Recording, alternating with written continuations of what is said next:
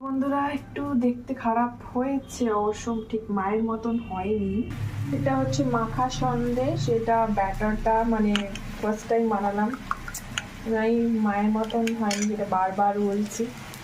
এই দিলাম, জানি না আমি কেন এরকম হয়ে যাচ্ছে। মা ঠিক কি সুন্দর বানাতো, তো এতদিন পর এত খেতে ইচ্ছা করছিল।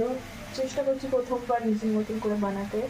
তো একটা করে তোমাদের দেখাবো, মানে বাকিগুলো তো করে দেখালামই। তো একটা খেয়েও দেখেছি, মোটামুটি হয়েছে। যাই হোক, মায়ের বানানোটা, সবারই মায়ের বানানোটা বেস্ট থাকে।